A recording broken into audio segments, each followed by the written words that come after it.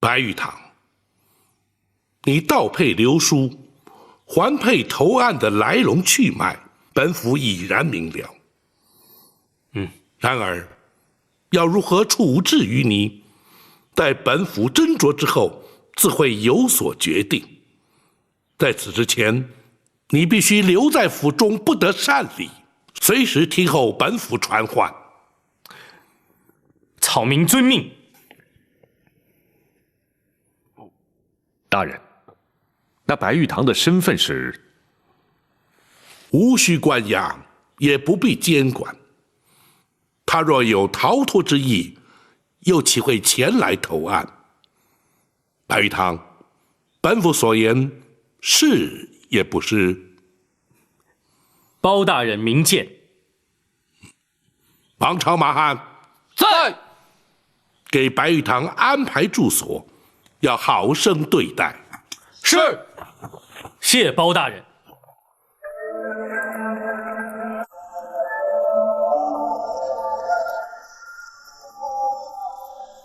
大人打算如何处断？那白玉堂虽然行事乖张，却不失侠义之心，不能以一般罪犯视之。本府立刻进宫面圣，务求圣上能够开恩特赦。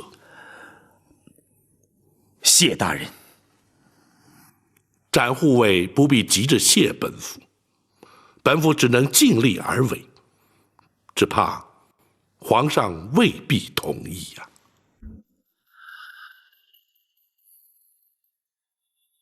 不行，那白玉堂夜闯进宫，根本就没有把朕放在眼里。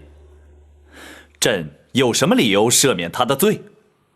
回皇上，白玉堂原本是针对展护卫，绝非存心对皇上不敬啊。他和展昭怄气，就能闯进朕的禁宫，而且还盗走了朕最珍贵之物。玉佩也已由白玉堂主动奉还，而且丝毫无损。那又如何？倘若白玉堂主动前来投案，皇上可否开恩特赦？不错，正是此配。抱请平身。谢皇上。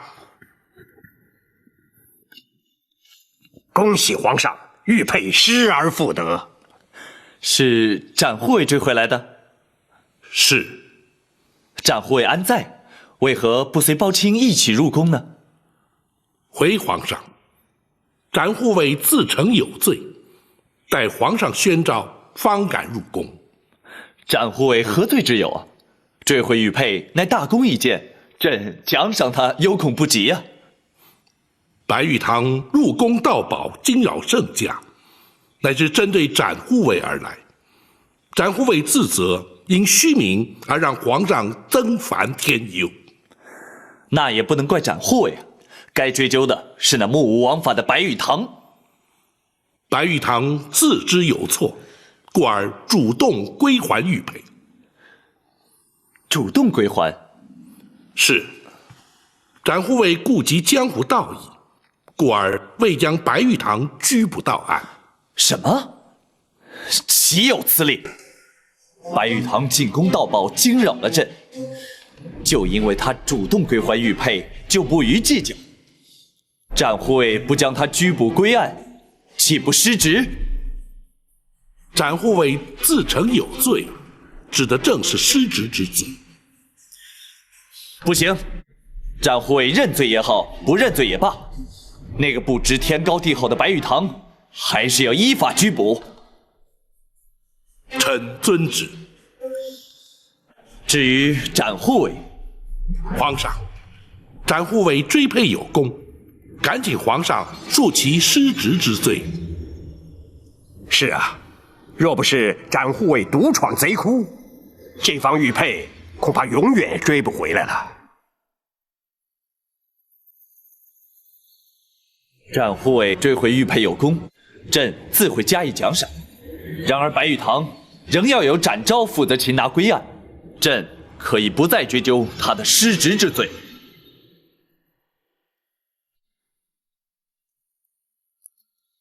皇上坚持要展护卫把白玉堂抓回来。我不会去抓他。可是你若不抓，皇上是绝不会善罢甘休的。那只有听凭皇上了。展护卫，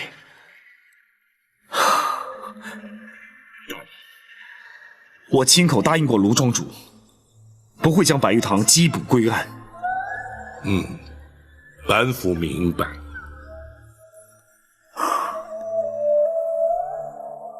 那大人打算如何向皇上回复呢？本府尚无对策。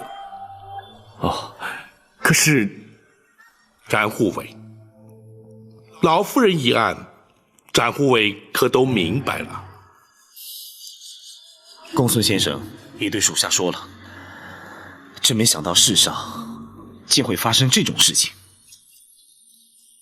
不错，的确很难让人置信。此案才是当务之急。是否将白玉堂拘捕到案，已经不是那么急切了。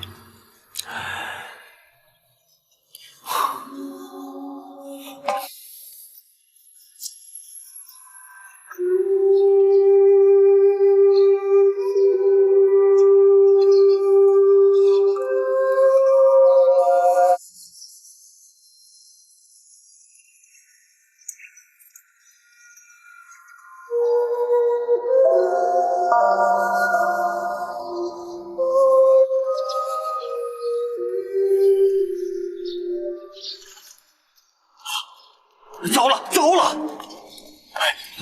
这下可麻烦了。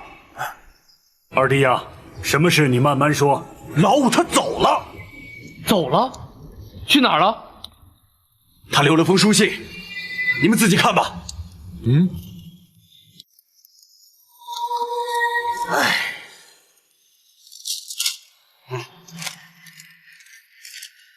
四位兄长如晤，弟夜闯进宫，盗宝流书，原为与展昭斗气。岂知展昭胸襟气度，无不令弟折服。玉佩虽已归还，却仍有未了之事。白玉堂若不认罪归案，非但展昭难以交差，包大人也必受牵连。一错不能再错，决意前往开封府投案。一人做事一人当，此去无论包大人如何惩处，均与四位兄长无关。切勿以弟之生死为念，玉堂百败。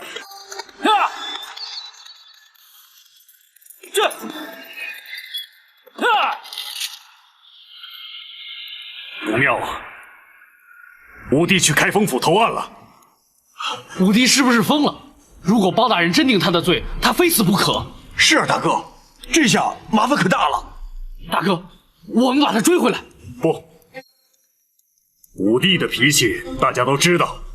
他既然决定去开封府投案，就算是追上他，他也不会回头。那我们也不能眼睁睁看着他去送死啊！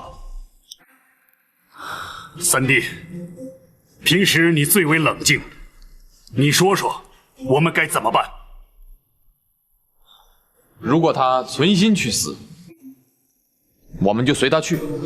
老三，你这说什么话呀你？是啊，三哥，我们是磕过头的结拜兄弟，说什么也不能不管呀。三弟啊，你这个说法谁都不能接受，这也不像是平日的作风啊。大哥，按我平日作风，我会怎么办？有难同当，有福同享啊！我现在正是此意。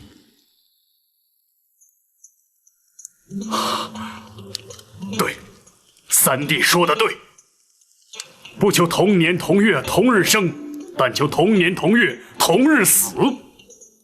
五弟犯了错，也就是我兄弟的错。五弟如果被处死，我们也一起死。好，老三，我们一起啊，陪老五去开封府自首。老四，你怎么说？能不死，当然最好不过。不过要是非死不可，那就死吧，反正一起作伴。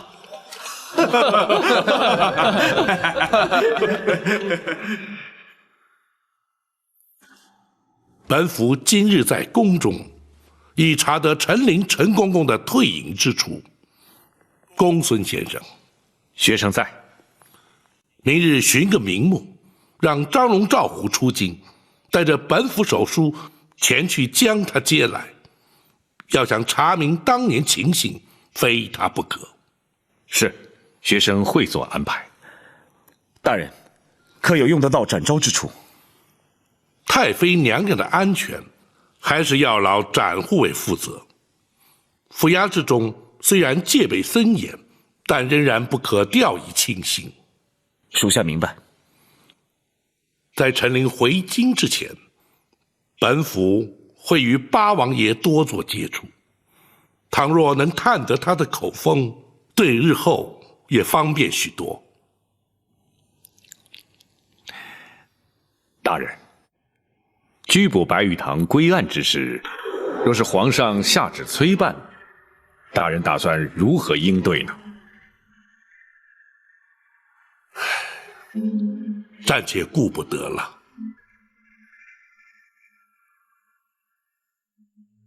娘娘进京之事，连皇上都有耳闻，只怕会夜长梦多啊。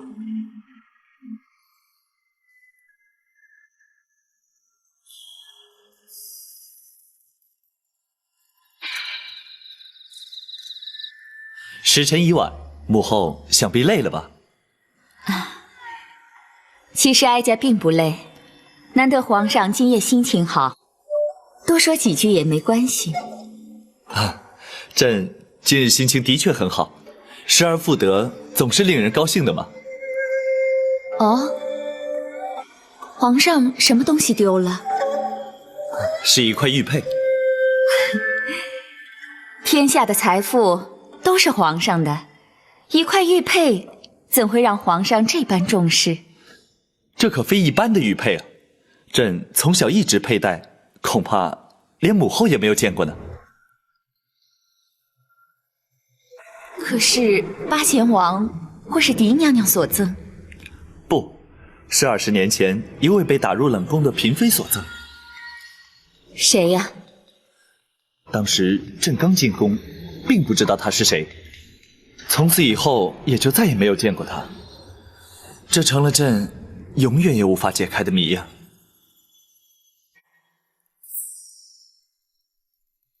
皇上，奴婢在后宫一直服侍娘娘，这20多年前被打入冷宫的嫔妃，奴婢一定认得。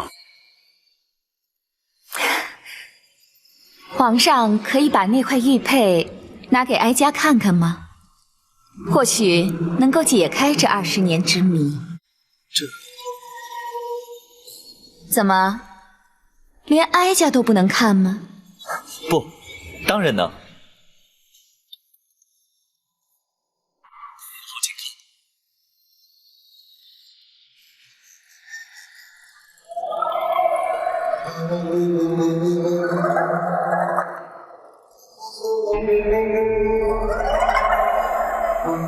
母后怎么了？啊，没什么。哎，才说不累，怎么一会儿就倦了？真是岁月不饶人呢。母后既然倦了，就早些安歇吧。也好，哀家就不留皇上了。儿臣告退。奴婢恭送皇上。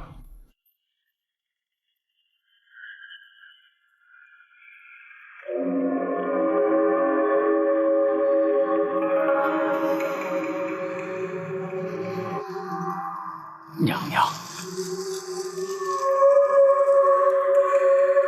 娘娘，是他，皇上见过他。娘娘说的是丽妃。娘娘这怎么知道的？那块玉佩是先皇最珍爱之物，一直佩戴在先皇身上，后来却送给了他。没想到皇上当年见过他。娘娘，那李妃已经死了20多年了，就算皇上见过她，又有什么关系呢？娘娘，不必为此烦恼。不，你不会明白的。当年的事，我一直不愿意回想。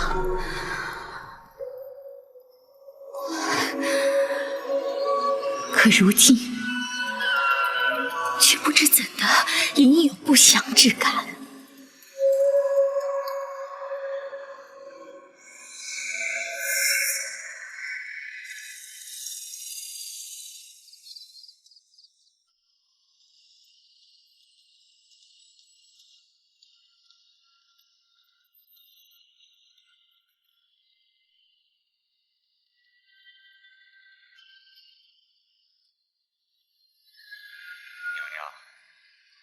这冷宫已经有20多年没打开了。当年是哀家下旨封宫的，当然没有再开启过。娘娘，当年冷宫那场大火，他烧死了总管秦凤。这尸骸虽然运出去了，可是一直也没有打扫，没有清理过。娘娘，您真的要进去啊？可是这把锁它已经锈死了，奴婢只能把它敲开。那就敲吧。去。是。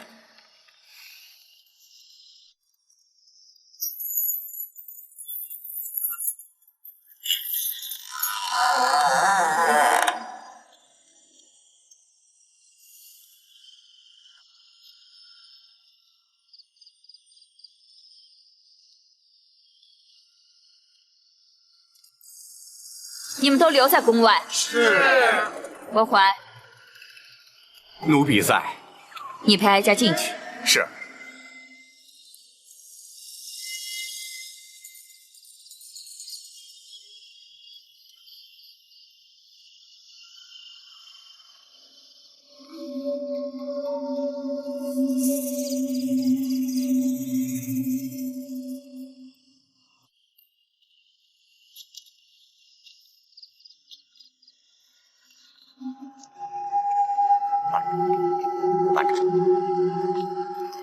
当年李妃就一直住在这儿？是，整整7年没出宫门一步。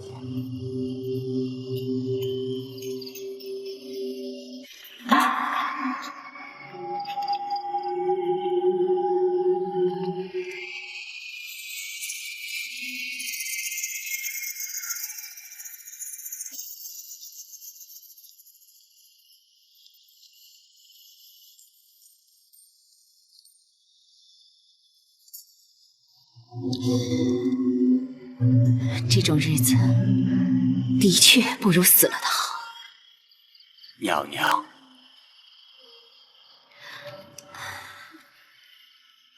先皇赐他自尽后，你就是在这儿见到他的尸首。是，奴婢奉旨亲自前来验明正身。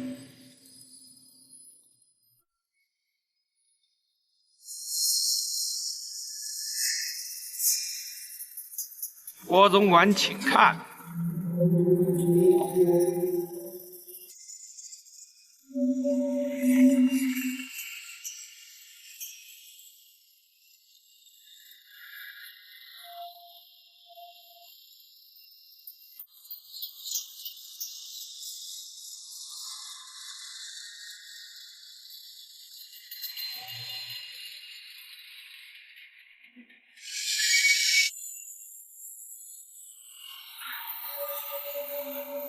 郭总管，可要看清楚了，皇上下旨要你来验明正身，出了差错，可不干我的事啊！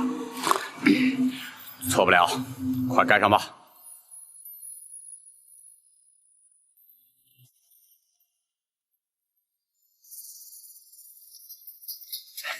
郭公公，秦风，你干什么去了你？啊！皇上降旨让你贵妃归天，你这冷宫总管怎么能不在啊？回公公，冷宫一个小太监于中染了疾病，眼看就不行了。我派人呢，赶快把他送出宫去。要死也得让他死在宫外边，免得给后宫沾染了晦气。请公公原谅卑职失职之罪。那也得把这正事处理完再办呐。行了，咱们3个都是奴才，都是替主子办事的，谁也别说谁。郭公公是后宫总管，教训是应该的。好吧，你愿意挨训，那就怪不得别人了。陈公公是首领太监，皇上身边的人，当然不知道后宫难带呀。咱家要是不在这儿盯着紧点儿，怎么向太后娘娘交代呀？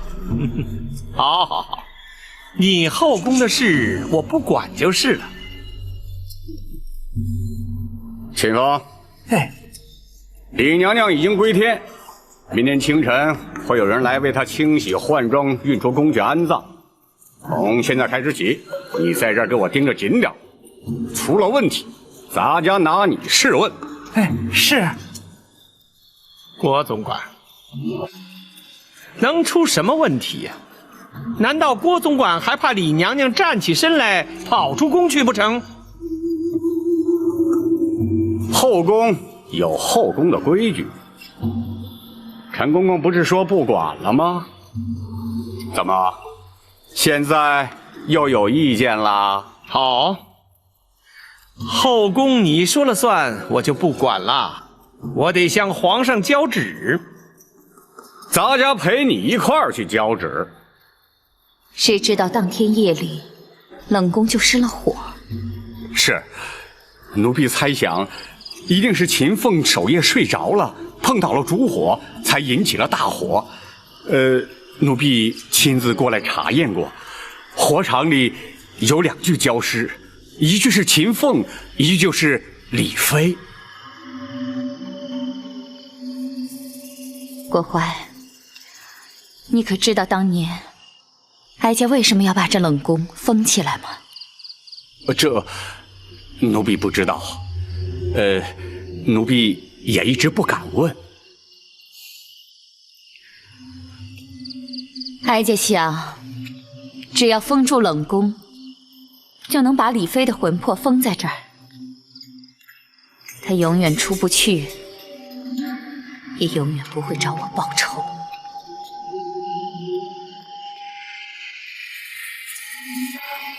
她在这里住了7年，如果换成我呢，恐怕挨不了那么久吧。谁？娘娘，别害怕，别害怕，这门一直锁着呢，不会有什么东西的啊。有，我听到了什么声音？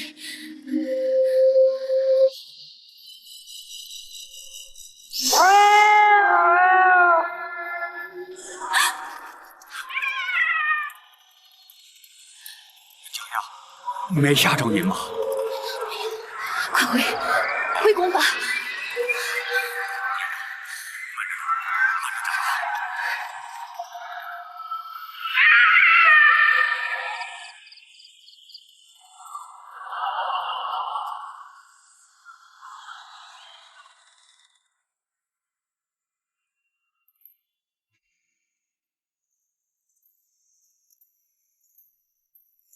吾皇万岁万岁万万岁！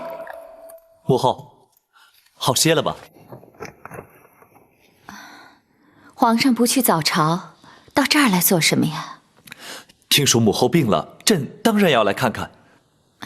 没事，不过是受了点风寒，御医已经看过，开过了药方，没事的。母后一定要注意身体，千万不要让朕牵挂呀。难得皇上一片孝心，哀家会多注意的。你去忙吧。是，儿臣告退。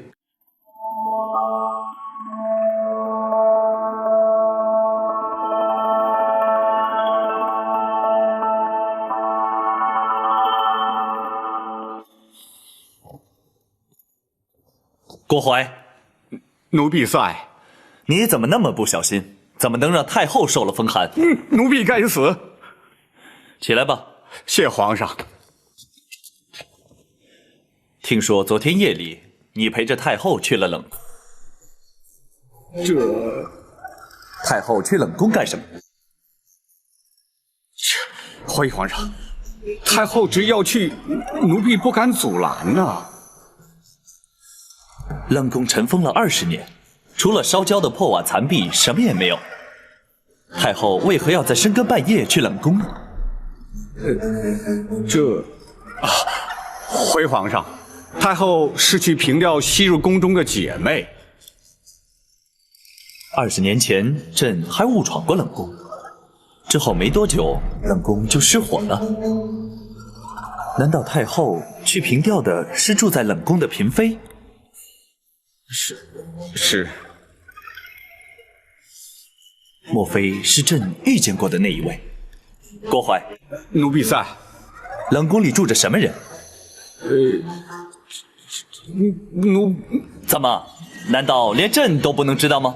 不，奴婢不敢。当时住的是玉成宫被打入冷宫的李娘娘。李娘娘，失火之时，她可曾在宫中？在。回皇上，当时李娘娘就是被烧死在冷宫中。太后娘娘和李娘娘情同姐妹，昨天是她的忌日，所以才去凭吊。原来如此，怪不得朕一直没有再见过那位李娘娘。太后如此念旧，倒是让朕颇觉意外。只是这么多年来，为什么不把冷宫修缮重整呢？回皇上，太后娘娘为了缅怀故人，故此下旨维持旧貌，并且深锁宫门，不许任何人进入。太后虽然顾念旧情，可睹景思人，却徒增感伤。也许太后的病正是因此而起。郭淮，传朕口谕，即日起重修冷宫。皇上，等建好之后，就不把它当作冷宫之用。朕的后宫绝不要这样惨无人道的地方。奴婢遵旨。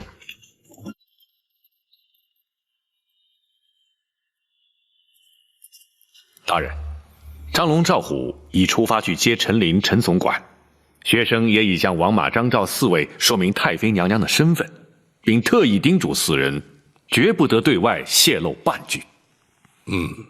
的确不能露出半点风声。可陈琳居住的地方离京数百里，一去一回，恐怕要不少时日啊。尤其是陈总管年事已高，受不得旅途劳顿，回程应该会慢一些。依公孙先生估计，陈琳何日可到？由今日算起，少说要6、7日。哦，太妃娘娘的身份或许可隐瞒一时，但时间一长总是不妥。不错。看来本府要早些进行八王爷那边才是啊。启禀大人，府外有人求见展大人。是什么人？锦毛鼠白玉堂。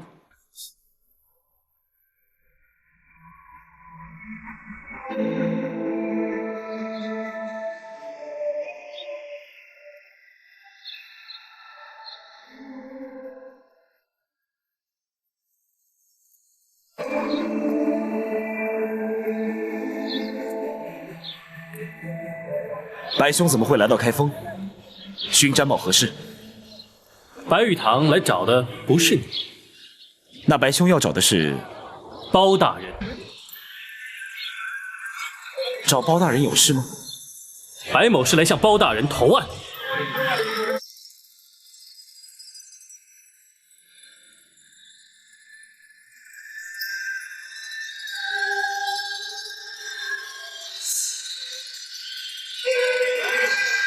草民白玉堂叩见包大人。你起来说话。谢包大人。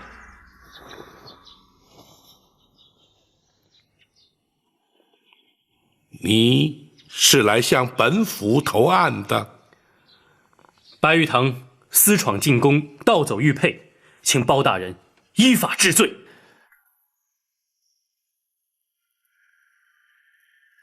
大人，白玉堂主动奉还玉佩，还请大人明鉴。展昭，你不必替我说好话。玉佩虽已交还，刑责还是要追究，否则包大人也难向皇上交代。本府如何向皇上交代，不劳你操心。且让本府先来问你，你可知道，进宫盗佩，惊扰圣驾，依法论罪，乃是杀头之罪。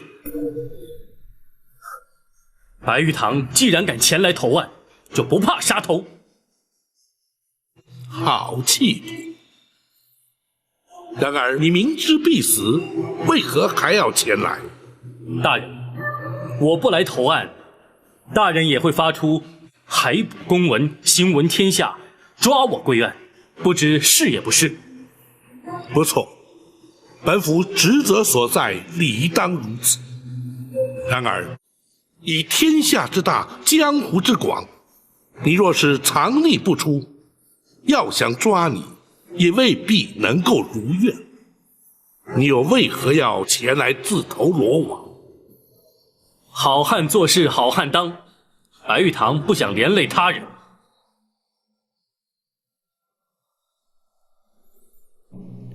你是不希望连累陷空岛的结义兄弟，亦或是为了展护卫，甚至是为了本府？包大人，白玉堂既然已经前来投案，又何必追问其他？请包大人立刻将我收押定罪。不，詹某答应过卢庄主，绝不会将你逮捕归案。倘若因此受到包大人责罚，甚至遭到皇上降罪，詹某也会一肩承担。展昭，我白玉堂一生心高气傲，绝不肯受人点滴恩惠。盗佩流书向你挑衅，是出于一时冲动；奉还玉佩是敬重你的侠风义骨。至于前来投案，则是我自知有罪，心甘情愿与任何人无涉。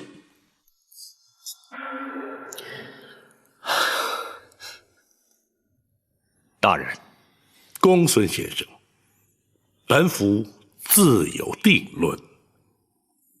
是。白玉堂，你盗佩流书，还佩投案的来龙去脉，本府已然明了。然而，要如何处置于你，待本府斟酌之后，自会有所决定。在此之前，你必须留在府中，不得擅离，随时听候本府传唤。草民遵命。大人，那白玉堂的身份是？无需关押，也不必监管。他若有逃脱之意，又岂会前来投案？白玉堂，本府所言是也不是？包大人明鉴。王朝马汉在，给白玉堂安排住所，要好生对待。是。谢包大人。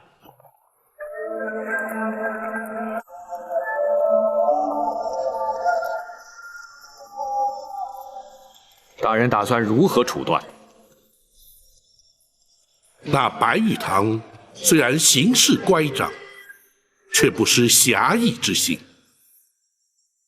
不能以一般罪犯视之。本府立刻进宫面圣，务求圣上能够开恩特赦。谢大人。展护卫不必急着谢本府，本府只能尽力而为，只怕皇上未必同意呀。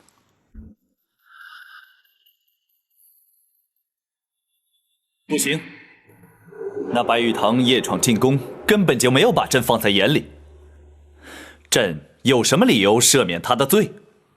回皇上，白玉堂原本是针对展护卫，绝非存心对皇上不敬啊。他和展昭怄气，就能闯进朕的禁宫，而且还盗走了朕最珍贵之物。玉佩也已由白玉堂主动奉还，而且丝毫无损。那又如何？倘若白玉堂主动前来投案，皇上可否开恩特赦？就算他主动投案也没用，否则岂不是毫无国法？皇上，国法不外人情，以情度法，以法治国，方是国法之真意。臣恳请皇上法外开恩。包拯，你为何急于替白玉堂开脱？你一向执法守法，难道要因为一个白玉堂而改变不成？回皇上，包拯绝不敢违法徇私。然而，法有严疏之分，罪有轻重之别。白玉堂所作所为的确触法，然而却并非罪大不赦。此人虽桀骜不驯，却颇具侠义之风。倘若能够收为朝廷所用，未尝不是朝廷之福啊！什么？你不但要朕赦免他的罪，而且要朕将他收入朝廷？若是他能够戴罪立功，以功折罪，非但朝廷能够增添以有用之才，更足以彰显皇上仁恕之德。微臣斗胆，恳请皇上开恩。包拯，你真这么想？难道你就不怕引狼入室，所事非人？臣为国举才，一无所惧。好，朕就给他一个机会，让他戴罪立功。朕倒要看看他能立下什么奇功来，是不是真能让朕足以赦免他的罪？臣遵旨，谢皇上。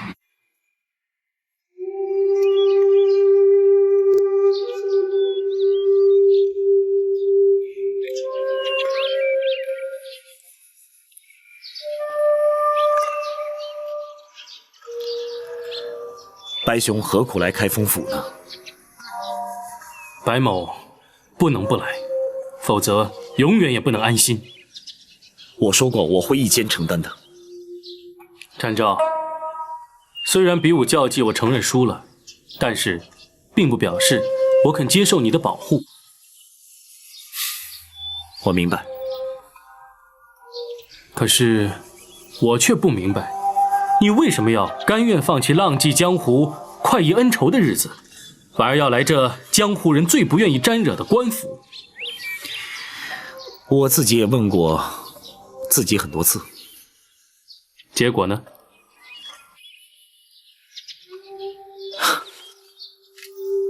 如果不是包大人，我不会接受官职。包大人真如民间传说，是个铁面无私的清官？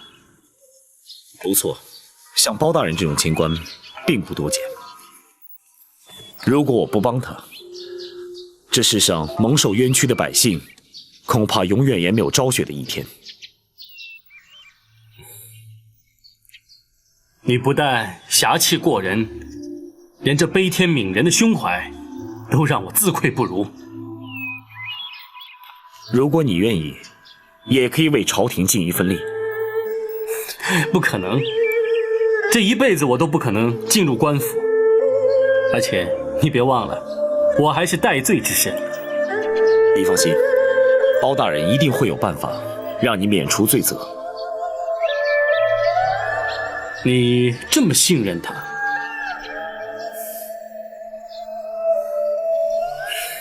士为知己者死，连这一点我都比不上你，真可笑！居然为了一点虚名和你争斗不休，难怪江湖人称你为南侠。的确，鼠不如猫。白兄弟，哎，你放心，我已经不在意这些了。展大人，府外有人求见。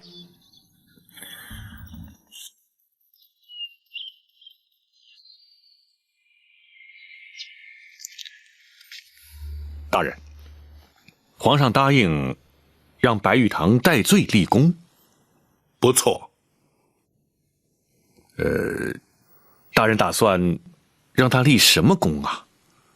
势必得是让皇上能够认可的大功才行。本府请公孙先生前来，正是为了此事。哦，可是那白玉堂无官无职，眼前又无重大刑案待办。哎，有了。如何？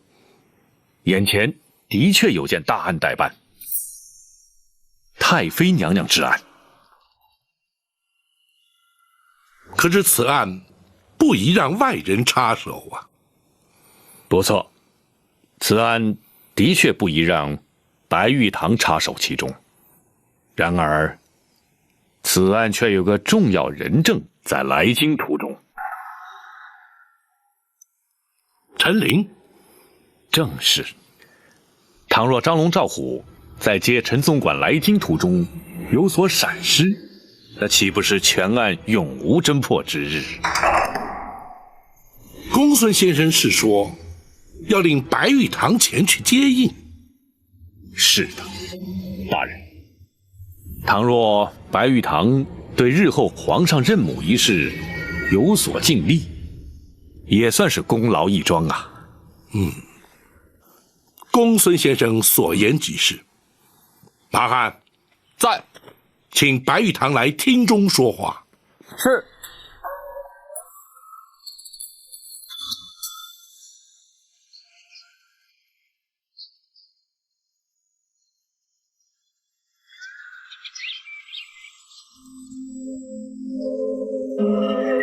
白玉堂，你看谁来了？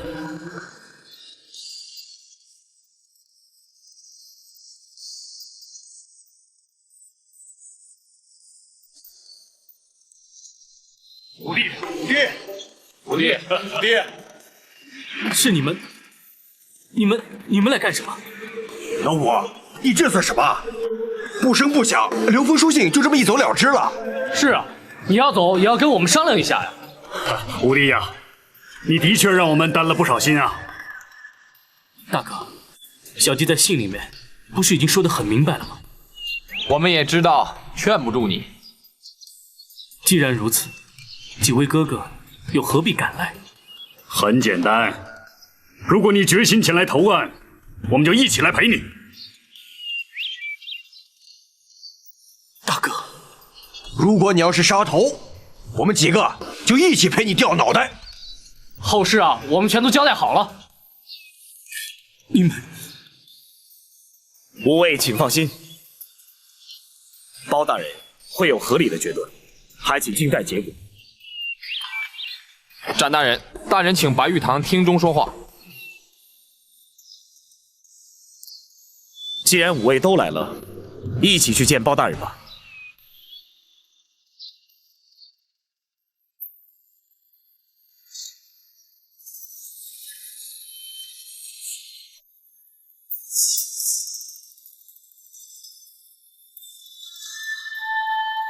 启禀大人，现空到吴蜀道。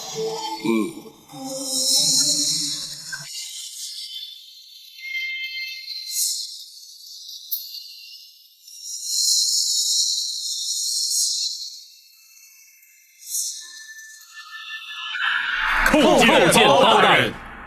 五位请起。谢包大人。卢方率县空岛吴蜀向包大人投案请罪。白玉堂进宫盗宝，你们4人有何罪之有？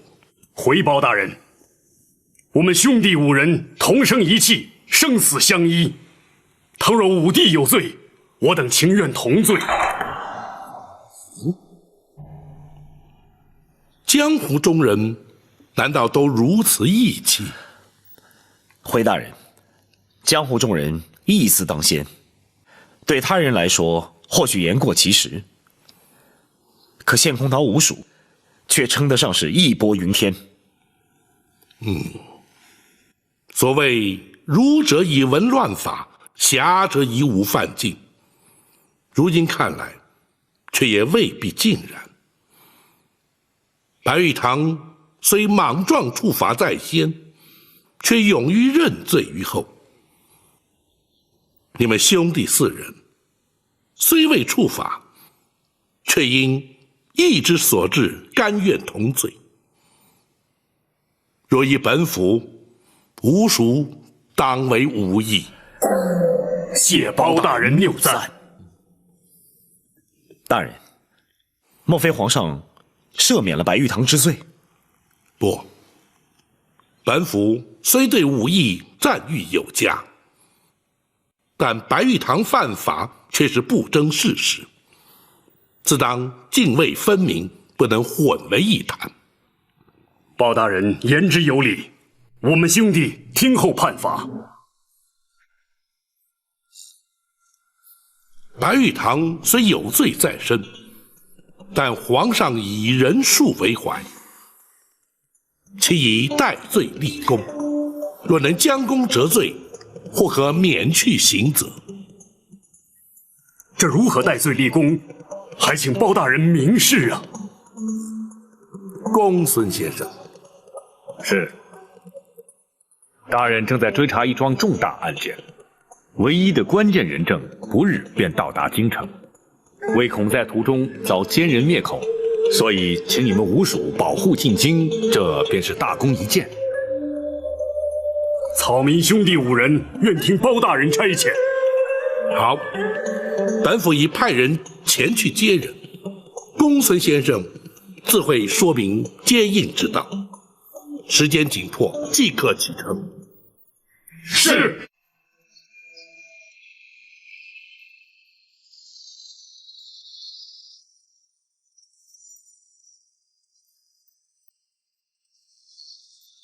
五位一路顺风。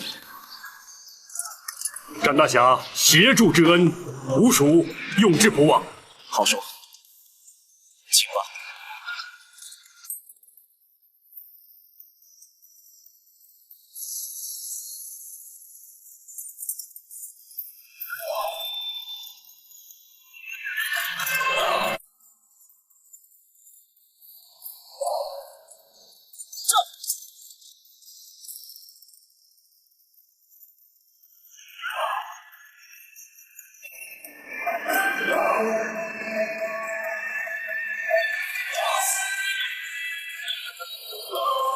展昭代五蜀叩谢大人。展护卫快快请起。谢大人。大人苦心，属下明白。大人分明是想替白玉堂找个戴罪立功的机会。不，陈令的安危也的确重要，有他们5人前去接应，本府也安心许多。人说大人有法无情，的确是错怪大人了。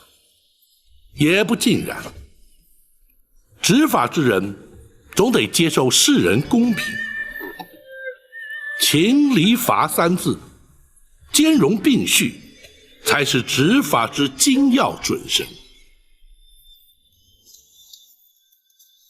然而，以情度法，或是违法徇私，这2者之间不过毫厘之差，端看用心如何。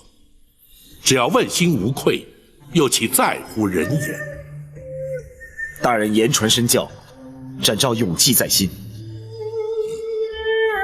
今日与武艺一见，本府已感受到江湖中人豪迈之情。本府将展护卫揽进官场，想必多受约束，也委屈展护卫了。追随大人是展昭自愿，并无委屈可言。展护卫侠骨仁心，令人钦佩呀。如今白玉堂之事已安排妥当，就该集中心力在太妃娘娘身上了。太妃娘娘如今情形可好？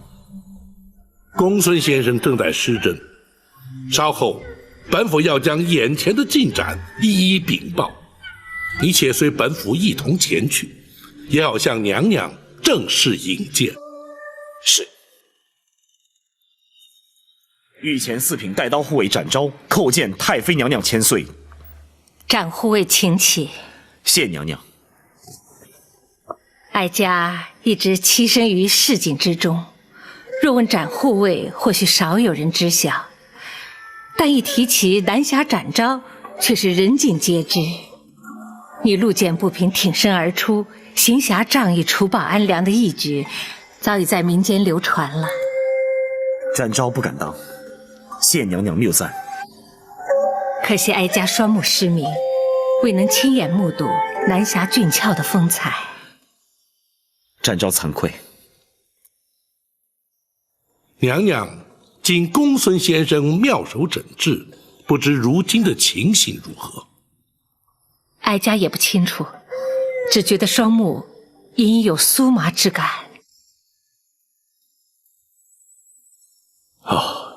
恭喜娘娘，此乃血脉逐渐畅通之兆。倘若学生所料不差，娘娘双目复明的机会，至少要提高到90%。哦，倘若果真如此，公孙先生的医术可真是神医神术了。学生不敢。娘娘尽管安心在此地疗养，臣已派人去接陈琳陈公公，不日当可进京。宝卿，陈琳找到了。是。太好了，只要陈琳一到，尘封多年的往事就可以一一揭开了。与此同时，臣也要再度拜见八王爷。哦，难道时机已经成熟？不，只是臣以为此事不宜再拖，必须加快脚步，试探八王爷的反应如何。不错，时隔20年，又怎知八贤王依然不改初衷呢？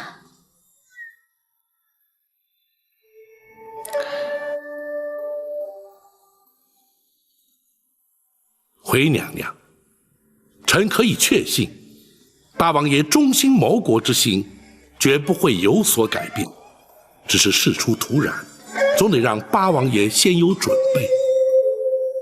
你考虑的周到，那就去吧。包拯还要向娘娘商借一物来用。哦，包卿要向哀家借什么？先皇御赐的金碗。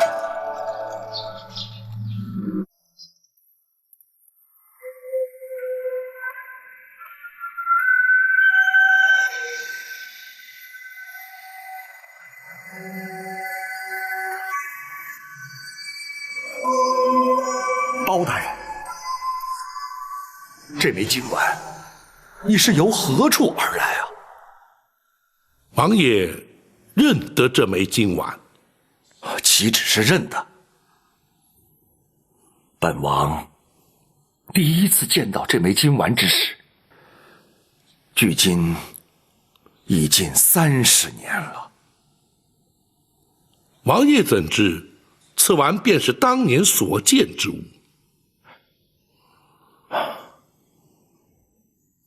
这玉成宫李妃5字，乃是先王墨宝拓刻而成，本王一见便知。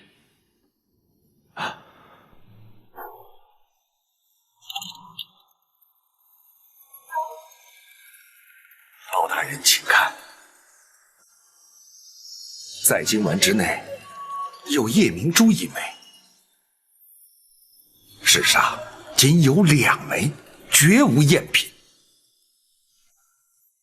王爷可知，当年这金丸是为何打造，何人所有？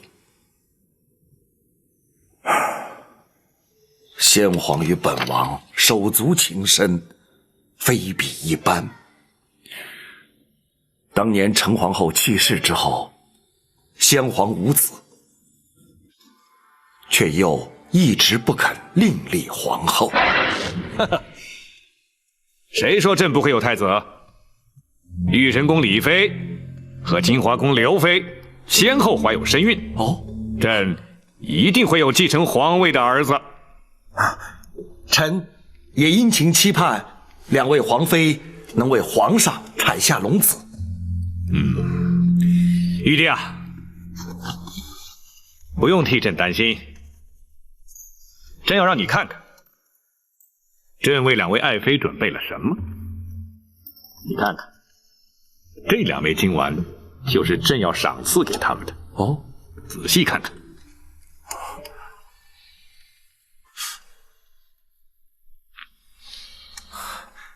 制作的竟如此精巧。他们之中，任何一人只要能生下太子，朕就封他为后。这2枚金丸就是日后的凭证。当时本王看得十分仔细，这枚金丸的确是当年的旧物。包大人究竟是由何处得来？回王爷，包拯沉舟督镇，返京途中行经草洲桥，有一虾婆手持金丸前来喊冤。他喊的是什么冤？他不肯说。既然喊冤，又为何不肯明说呢？那虾婆言道，除非当着八王爷面前，否则绝不会说。当着本王的面，莫非他的冤情与本王有关？这就不得而知了。原本包拯以为乃是疯婆痴语，不予理会。然而见这金丸之上有玉成宫李妃字样，唯恐与宫闱之事有关，故而并未将他驱离。那虾婆如今人在何处？王爷可知，包拯回京之时，有一名远房表亲同行。此事城中颇多议论，本王也略有耳闻。包拯唯恐牵涉宫中，为掩人耳目而由此托辞。那名老妇人正是鸣冤虾婆。你将她带回京来了？是。王爷若是不肯见她，包拯自会将她遣返草洲桥。只是这金丸他是如何取得，恐怕永远也无法得知了。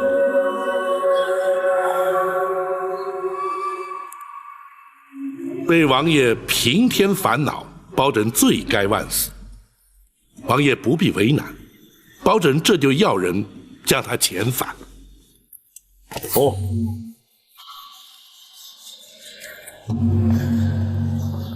这金丸原本是玉成宫李妃之物，李贵妃奉旨归天之后，却怎么也找不到这枚金丸，如今竟然出现在这虾婆的手中。无论如何，本王也得弄清楚其中的缘由。也罢，本王见他就是了。是，包拯明日便带他前来拜见王爷。且慢，为防万一，还是以包大人亲眷之名带他前来，否则难免遭人非议。是。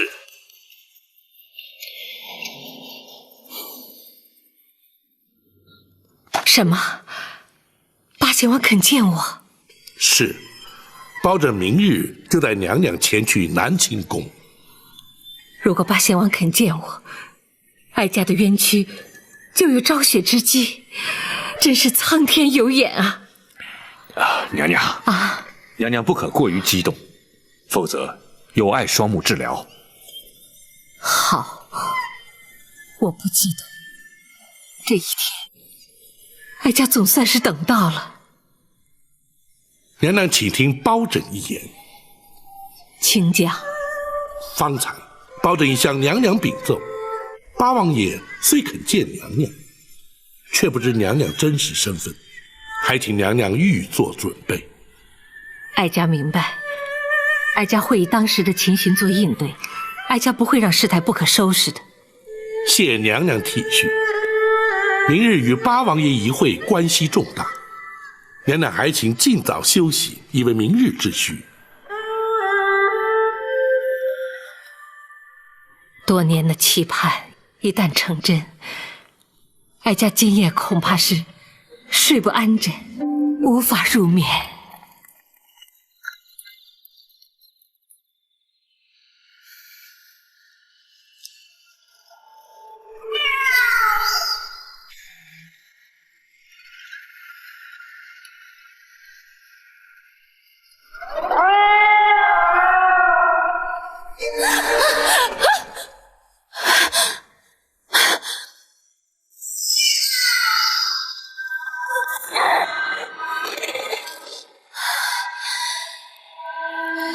太后，没事，下去吧。是。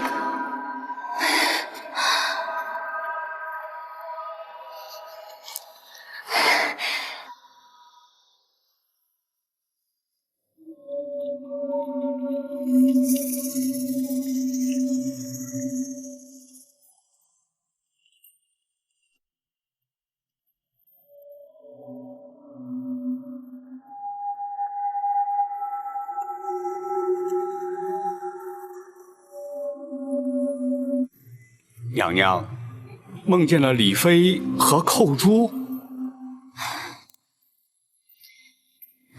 都梦见了。当年的人和事，一幕幕出现在哀家的眼前，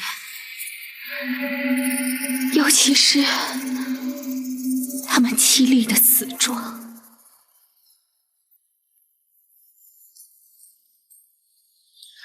郭淮，奴婢在。你看他们是不是向哀家索命来了？我不会的，您这人死了就死了，哪能会向人索命呢？或许娘娘前晚去冷宫，受到了狸猫的惊吓。哦，对了，还有那狸猫。莫不是当年替换婴儿的狸猫冤魂也来了？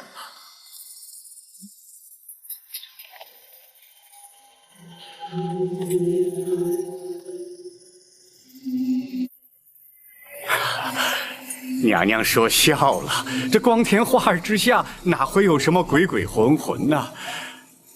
娘娘放心，皇上已经降旨，让奴婢把冷宫改成一般的宫院。奴婢也会请几位法力高深的大师前来做法超度。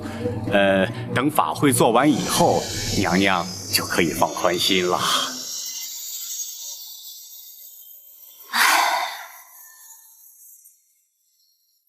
只怕当年所做过的事，永远也无法让哀家安心呢。娘娘，这20多年都过去了，知道当年事的只有娘娘、奴婢，其他的人他没有一个活的呀。这些陈年往事不会再有人知道了啊！不，还有天知地知，也是我的事。皇上驾到！